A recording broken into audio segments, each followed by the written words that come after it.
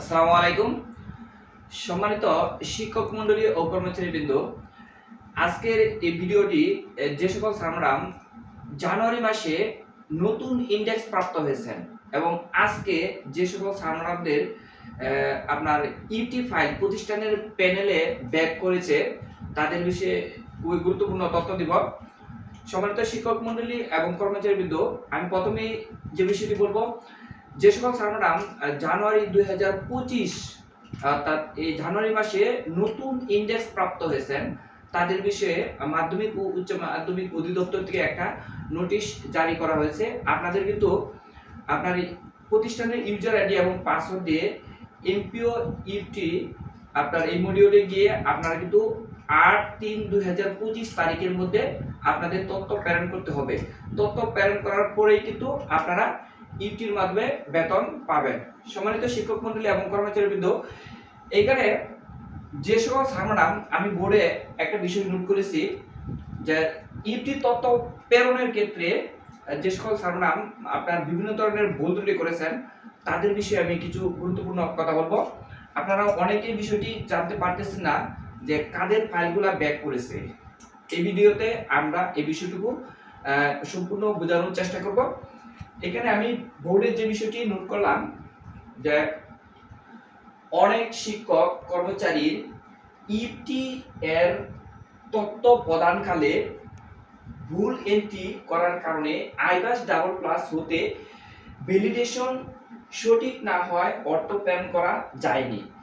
সম্মানিত শিক্ষক মণ্ডলী, আপনারা যে নোটিশটি প্রকাশিত হয়েছে নিশ্চয়ই আপনারা নোটিশটি পড়েছেন। তারপরে আমি যে বিষয়টি বলবো, দেখেন এখানে লিখেছে যে আইবাস ডাবল প্লাস হতে ভ্যালিডেশন সঠিক না হয়, অর্থাৎ ভ্যালিডেশনটা বোঝাইতেছে এখানে গ্রহণযোগ্যতা, অর্থাৎ আপনার যে ডাটা যাচাই করা হয়েছে, আপনার যে তথ্যগুলো যাচাই করা হয়েছে এই তথ্য যাচাইয়ের ক্ষেত্রে গ্রহণযোগ্যতা হয়নি, অর্থাৎ সঠিক না হয় অর্থ প্রেরণ করা যায়নি।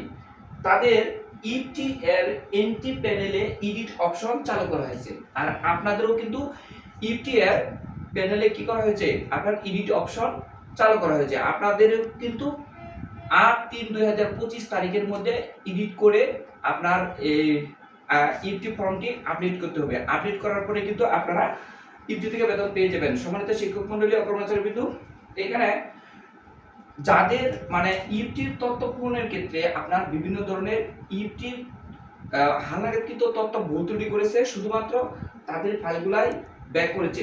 এখন যে বিষয়টি বলবো, যাদের ফাইল ব্যাক করে নাই আপনার তাদের ফাইলগুলা, এখানে একটা বিষয় আপনাদেরকে ক্লিয়ার করি, যারা ইউটি তথ্য পূরণ করতে গিয়ে বিভিন্ন ধরনের ভুল ত্রুটি করেছে তাদের তথ্যগুলা যদি সংশোধন করে পাঠায় তাহলে কিন্তু তারা ইউটি থেকে বেতন পেয়ে যাবে। কিন্তু পঞ্চম লটের কিন্তু আগামীকালকে কিংবা খুব দ্রুতই প্রকাশিত হবে পঞ্চম লট প্রকাশের পরে যাদের বিভিন্ন ধরনের বড় ধরনের ভুল ত্রুটি আছে, যেমন জন্ম সাল ভুল আছে এবং অন্যান্য ভুল ত্রুটি আছে, তাদের ফাইলগুলো কিন্তু আবার ব্যাক করবে এবং তাদের তথ্যগুলো সংশোধনের পরে কিন্তু ইউটির মাধ্যমে বেতন পাবে। সম্মানিত শিক্ষক মণ্ডলী, যাদের জন্ম সাল ভুল আছে এবং অন্যান্য এনআইডি কার্ডে বড় ধরনের ভুল ত্রুটি আছে, তাদের তথ্যগুলা সংশোধনের পরে কিন্তু ইউটির মাধ্যমে বেতন পাবে। আর আজকে যাদের ফাইল ব্যাক করেছে তাদের হলো তাদের ইউটি তথ্য প্রেরণ ক্ষেত্রে তারা ভুল করেছে, তাই তাদের তথ্যগুলো আপডেট করার পরে তারা কিন্তু ইউটি থেকে বেতন পেয়ে যাবে। সম্মানিত শিক্ষক মণ্ডলী, এখানে আমাদের যে ভিডিওটি ইউটি সংক্রান্ত এই ভিডিওটি সকল ছাত্রদের একটু দেখার সুবিধা করে দেবো, লাইক কমেন্ট শেয়ার করে, এবং ভিডিওটি যদি ভালো লেগে থাকে অবশ্যই আমাদের চ্যানেলটিকে সাবস্ক্রাইব করে রাখবেন। সকল ছাত্রদেরকে আমার পক্ষ থেকে আসসালামু আলাইকুম।